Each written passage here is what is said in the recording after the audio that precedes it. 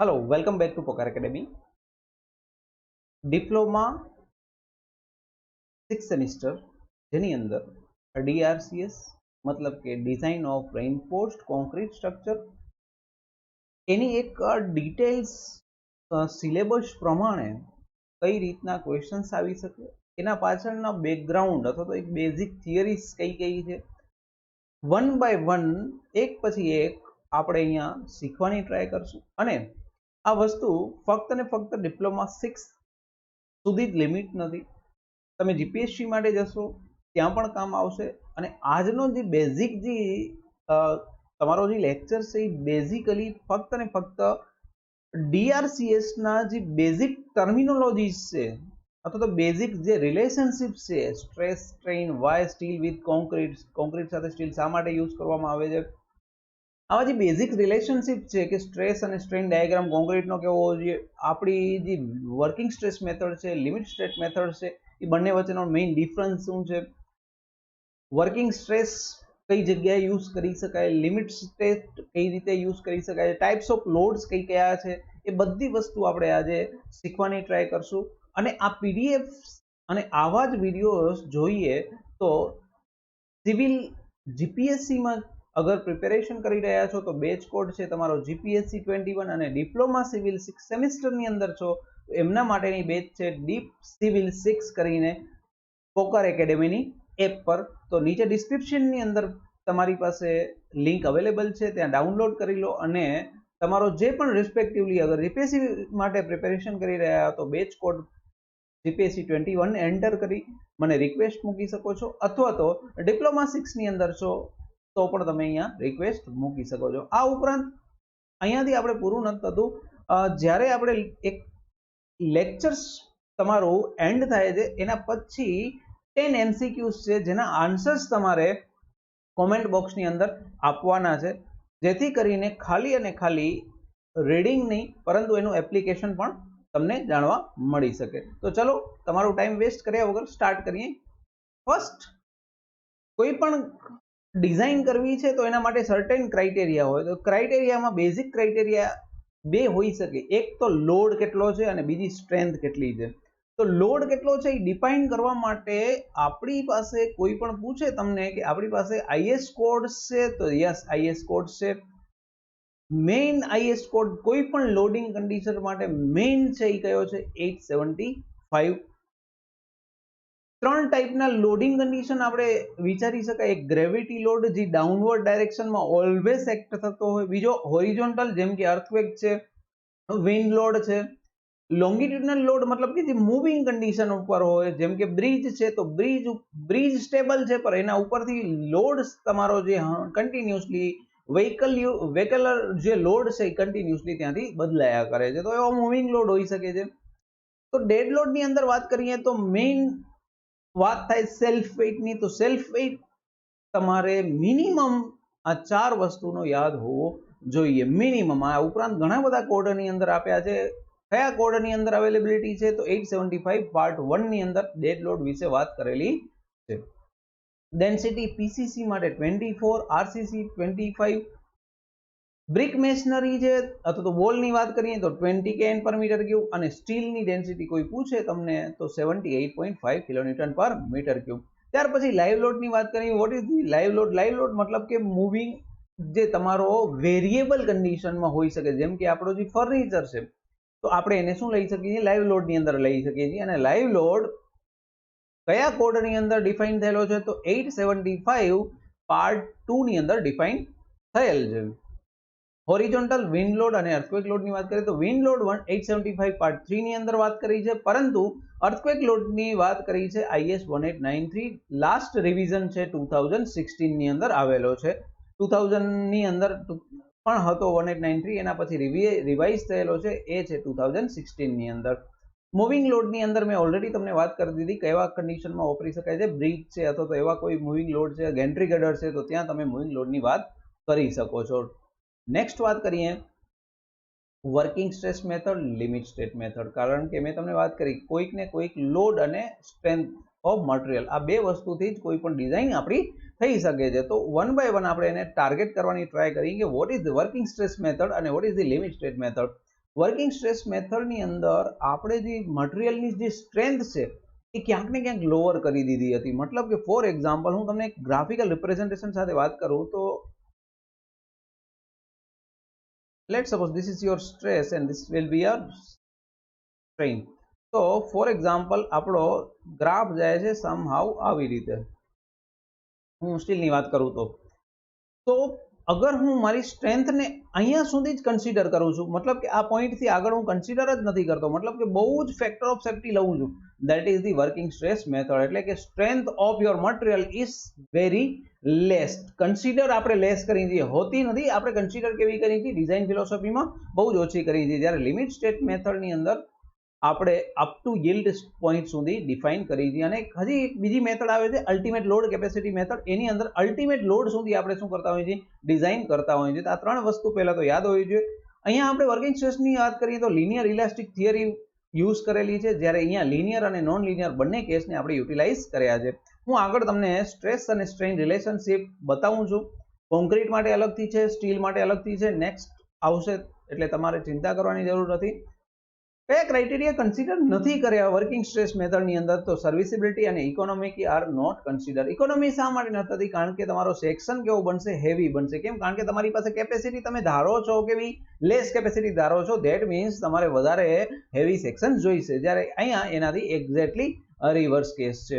બીજું limit state મેથડને નામ આપી છે લિમિટ સ્ટેટ મેથડ, અને એની અંદર એક શબ્દ આવે છે પાર્શિયલ સેફ્ટી ફેક્ટર.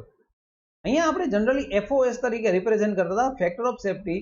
જ્યારે લિમિટ સ્ટેટની અંદર એક વર્ડ આવે છે પાર્શિયલ સેફ્ટી ફેક્ટર. કેમ? કારણ કે લિમિટ સ્ટેટની અંદર સ્ટ્રેન્થને પણ તમે એફઓએસ આપો છો, મતલબ કે પાર્શિયલ સેફ્ટી ફેક્ટર આપો છો, અને તમારો જે લોડ છે એને પણ તમે શું આપો છો, મલ્ટીપ્લાઇડ ફેક્ટર આપો છો. પાર્શિયલ સેફ્ટી ફેક્ટર તમે મલ્ટીપ્લાઇડ કરો છો. જનરલ આપણે કેટલા લઈએ છીએ, 1.5 લઈએ છીએ, જ્યારે કોન્ક્રીટની અંદર પાર્શિયલ સેફ્ટી ફેક્ટર તમે કેટલો લો છો, 1.5, અને સ્ટીલ માટે કેટલો લો છો, 1.15. આગળ એની વાત કરવાનો જ છું, પરંતુ એક શબ્દ આવે છે પાર્શિયલ સેફ્ટી ફેક્ટર. તો પાર્શિયલ સેફ્ટી ફેક્ટર શા માટે વાત કરીએ છીએ? કારણ કે એ સ્ટ્રેન્થની અંદર પણ લઈએ છીએ અને તમારા લોડની અંદર પણ સેફ્ટી ફેક્ટર લઈએ છીએ. જ્યારે વર્કિંગ સ્ટ્રેસની અંદર ખાલી અને ખાલી ફક્ત ને ફક્ત આપણે સ્ટ્રેન્થ માટે જ સેફ્ટી ફેક્ટર લઈએ છીએ. અને ત્રીજું મેં નામ આપ્યું, યુઝ નથી કરતા આપણે અલ્ટિમેટ લોડ કેપેસિટી, જેની અંદર આપણે લોડને મેક્સિમમ યુટિલાઇઝ કરતા હતા.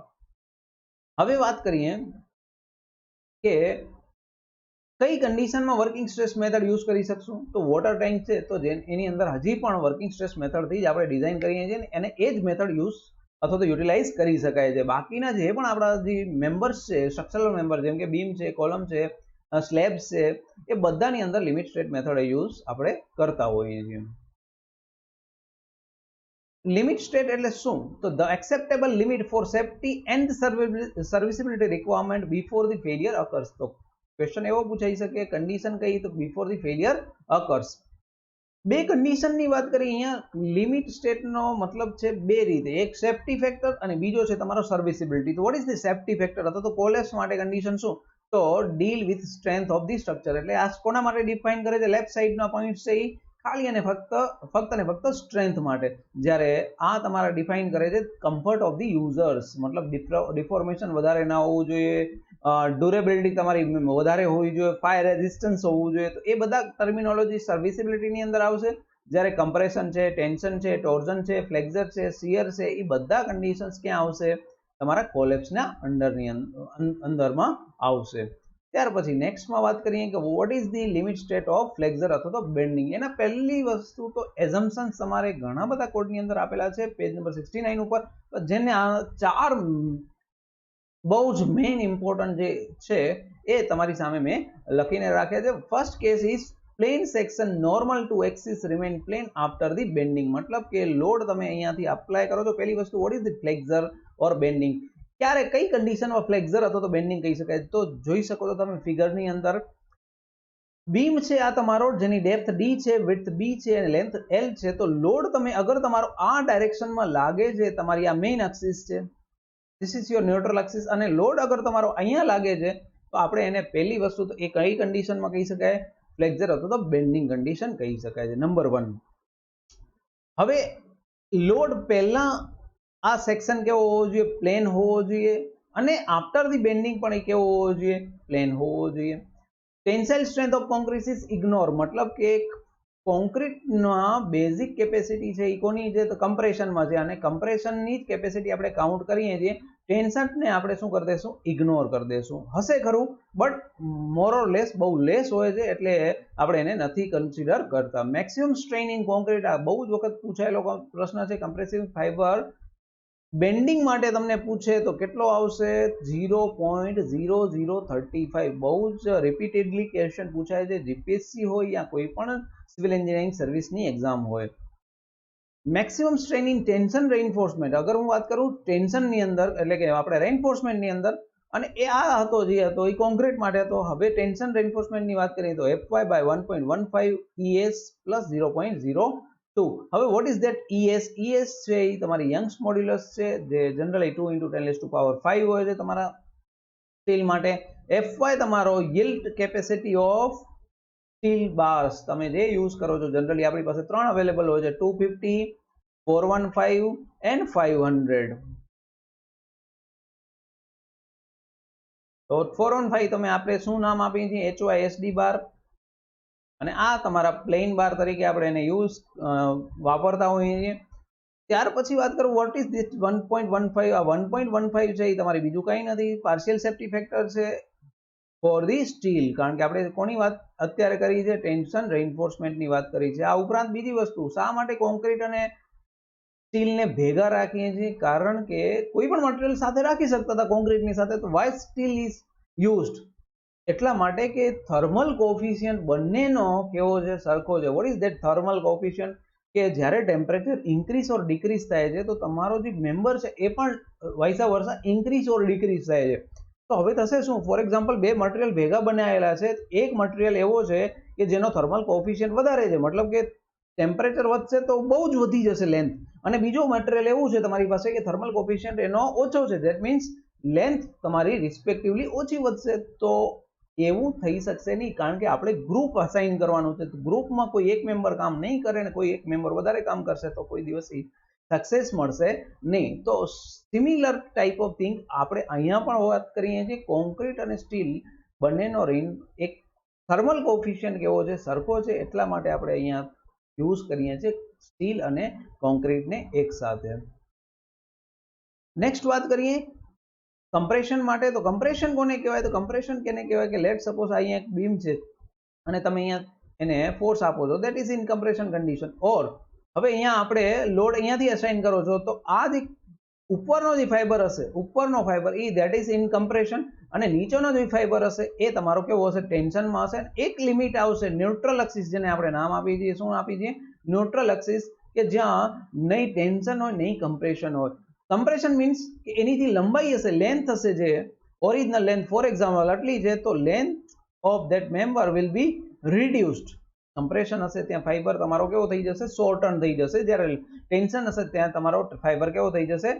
થોડોક એનલાર્જ થઈ જશે. તો ટેન્શન માટે આપણે રાખીએ છીએ સ્ટીલને, એટલે જ આપણે સ્ટીલને ક્યાં રાખતા હોઈએ છીએ? બોટમની અંદર રાખતા હોઈએ. સિમ્પલી સપોર્ટેડ બીમ છે એટલા માટે. કેન્ટિલીવર બીમ હોય તો તમારો ટોપની અંદર સ્ટીલ હોય છે, કારણ કે ત્યાં ટેન્શન છે એ ટોપની અંદર હોતું હોય છે એટલે. ત્યાર પછી once again strength of concrete is ignore. એ તો વસ્તુ આગળ પણ હતું, અહીંયા પણ છે. ખાલી ચેન્જ આવશે એ કયો આવશે? કમ્પ્રેશનની અંદર જે મેક્સિમમ સ્ટ્રેન છે એ કેટલી કન્સિડર કરી છે? 0.002. એટલે યાદ રાખજો, બેન્ડિંગ માટે 0.035 હતી, જ્યારે કમ્પ્રેશન માટે 0.02 વેલ્યુ યાદ રાખવાની છે. ત્યાર પછી લિમિટ સ્ટેટ ઓફ શિયરની વાત કરીએ તો શિયર બીમ માટે કેટલી હોવી જોઈએ? What is that? Tau V. Tau V એટલે કે રિક્વાયરમેન્ટ, તમારી રિક્વાયરમેન્ટ આપણે ડિફાઇન કરવાની હોય છે. ટાઉ વી આપણે આગળ એક્ઝામ્પલ્સ સાથે વાત કરશું, નાના નાના એક્ઝામ્પલ સાથે. તો આ કોણ છે? તો VU by BD. What is that? VU. VU એટલે બીજું કંઈ નથી, આ બીમ છે, તો આ બીમ ઉપર કંઈક લોડ લાગ્યો, તો અહીંયા તમારું શું મળશે? રિએક્શન મળશે. તો એ રિએક્શન જ તમારો શું છે? VU છે. B અને D તમારી પાસે ડેપ્થ અને વિડ્થ છે. તો આના ઉપરથી ટાઉ વી મળી જાય. What is that? Tau c max. તો ટાઉ સી મેક્સ તમને એક આખું ટેબલ આપ્યું છે કે એનાથી તમારી વધારે ન હોવી જોઈએ. આ તમારા મટીરિયલની સેક્શનની કેપેસિટી છે. ટાઉ સી મેક્સ શું છે? કેપેસિટી છે. અને આ તમારી રિક્વાયરમેન્ટ છે. તો રિક્વાયરમેન્ટ હંમેશા તમારી પાસે અવેલેબિલિટી કરતા કેવી હોવી જોઈએ? ઓછી હોવી જોઈએ. સ્લેબની અંદર વાત કરીએ તો આ જ વેલ્યુ ખાલી ડિવાઈડ બાય 2 સાથે રિપ્રેઝેન્ટ કરીએ છીએ. આ તમને વસ્તુ પેજ નંબર 72 IS 456 ની અંદર પણ જોવા મળી શકશે. નેક્સ્ટ વાત કરીએ સર્વિસિબિલિટી. તો સર્વિસિબિલિટીમાં મેઇન ક્રાઇટેરિયા છે ડિફ્લેક્શન, બીજો ક્રાઇટેરિયા છે ક્રેકિંગ. ક્રેકિંગ માટે આપણે અલગ અલગ મેમ્બર માટે જ્યારે વાત કરશું કે બીમ છે તો શું, સ્લેબ છે તો શું, આપણો કોલમ છે તો શું, ત્યારે આપણે અલગથી વાત કરશું, પણ અત્યારે ખાલી અને ખાલી ફોકસ કરશું ડિફ્લેક્શન ઉપર. તો કેન્ટિલીવર બીમ છે અને ખાસ ધ્યાન રાખજો ટાઈપ ઓફ સપોર્ટ તમને અહીંયા રિપ્રેઝન્ટ કર્યા છે અને L/D નો ratio up to length 10 metre માટે જ આ એપ્લિકેબલ છે.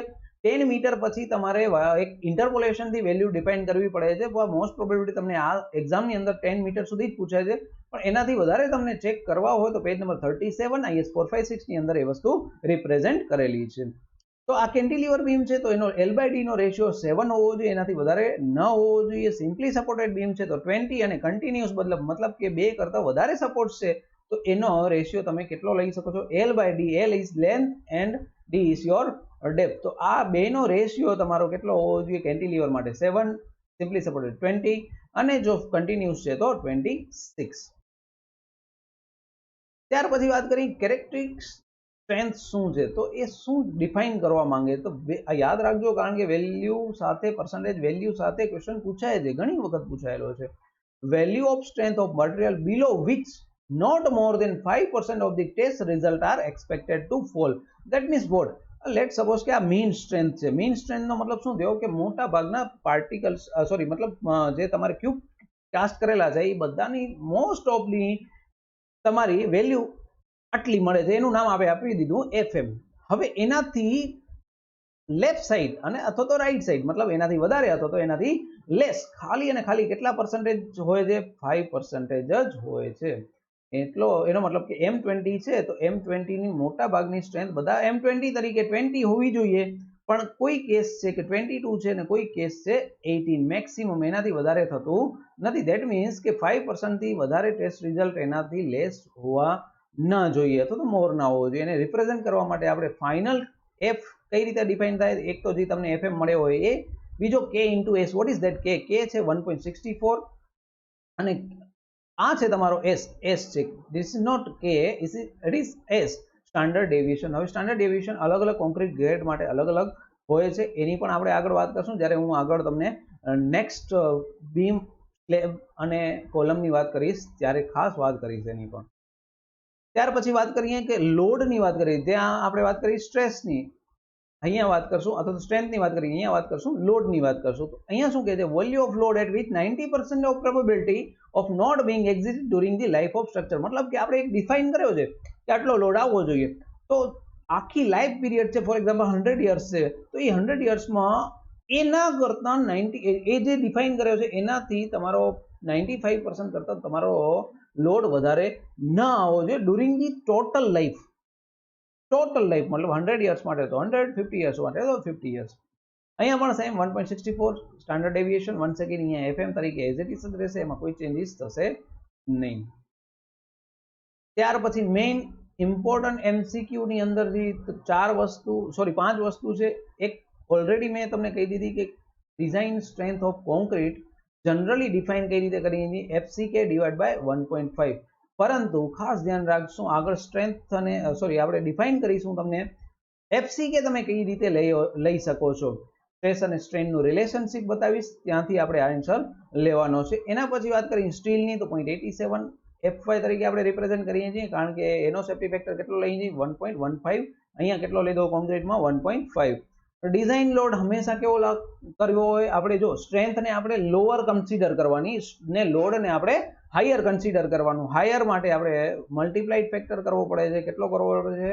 1.5. ત્યાર પછી modulus of elasticity of concrete. સ્ટીલની તો આપણે ખબર છે કે 2 × 10⁵ હોય, પરંતુ કોન્ક્રીટની કેટલી તો કઈ રીતે ડિફાઇન થાય? તો એનો જે ગ્રેડ ઓફ કોન્ક્રીટ, FCK નો મતલબ શું છે? ગ્રેડ ઓફ કોન્ક્રીટ છે. જનરલી આપણે M20 લખતા હોય તો એનો મતલબ M શું છે? તમારો મિક્સ, અને 20 મતલબ કે એની સ્ટ્રેન્થ કેટલી હશે? 20 Nm² આફ્ટર 28 ડેઝ.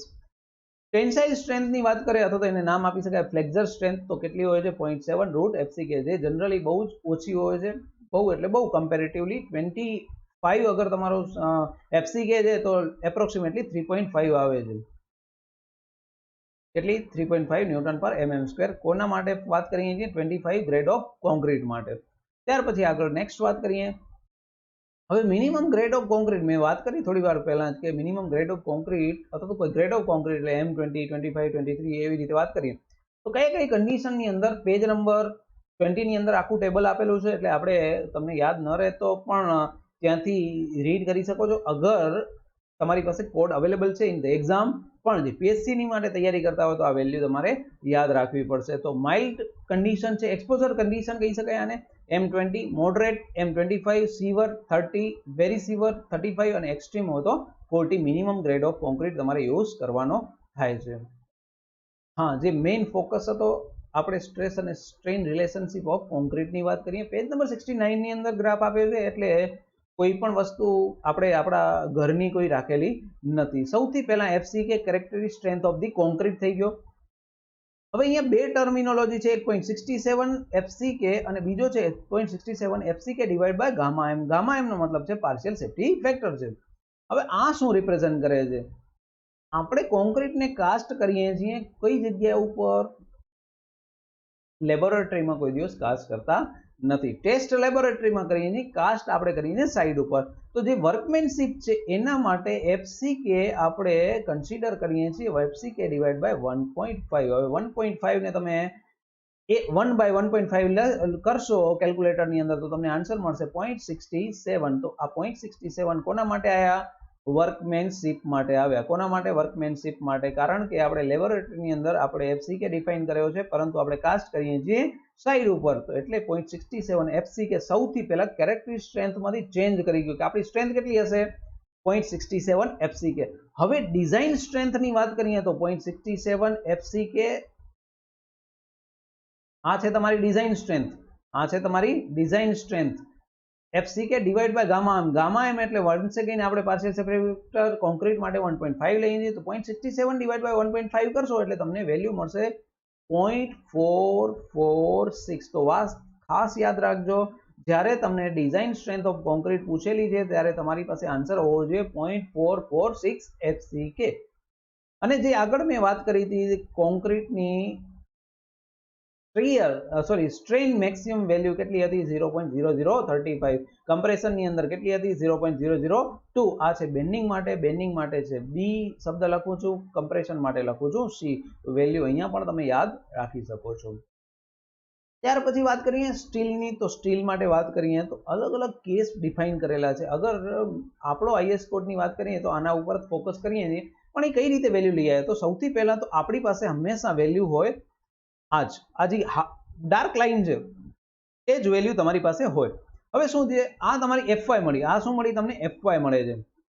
હવે આ જે લાઈન છે એને એક્ઝેક્ટલી પેરેલલ એક લાઈન ડ્રો કરી છે ટેન્જન્ટ લાઈન પણ એને કહી શકાય છે એક્ઝેક્ટલી પેરેલલ લાઈન કોને આ લાઈનને એક્ઝેક્ટલી પેરેલલ લાઈન ડ્રો કરું છું અને એ મર્જ થાય છે તમારી 0.85 ની સામેની લાઈન કનેક્ટ કરો તો હવે આ જે મળે છે તમે એને આપણે જનરલી શું કહીએ છીએ આપણી ડિઝાઇન સ્ટ્રેન્થ ઓફ સ્ટીલ અને fy by 1.15 એટલે બીજું કંઈ નથી 0.85 fy તરીકે આપણે એને રિપ્રેઝેન્ટ કરીએ છીએ પણ અહીંયા જે સ્ટ્રેન વેલ્યુ છે એની સામે કઈ છે 0.002 યાદ આવે તો થોડી વાર પહેલા વાત કરી હતી સ્ટ્રેન ઇન કોન્ક્રીટની જ્યારે વાત કરતા હોય ત્યારે આવી રીતે ઇક્વેશન આપણે ડિફાઇન કરેલું હતું।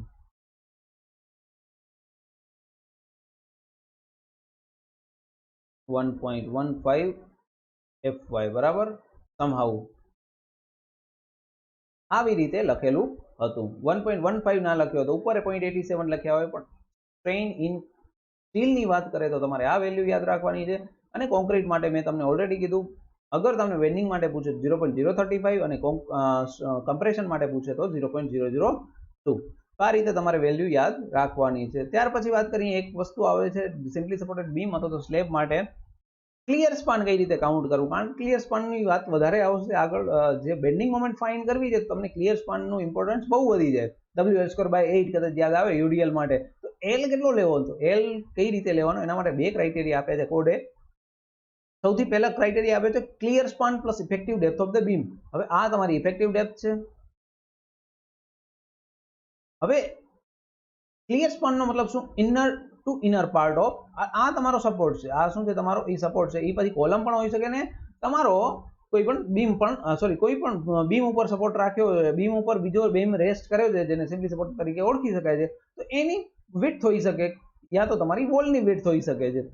તો આ ઇનર ટુ ઇનર જે પાર્ટ છે ક્લિયર સ્પાન જેને કહેવાય, પ્લસ તમારે ડી કરવાનો છે. આ એક ઓપ્શન. બીજો ઓપ્શન છે સેન્ટર ટુ સેન્ટર તમે ડિફાઇન કરો.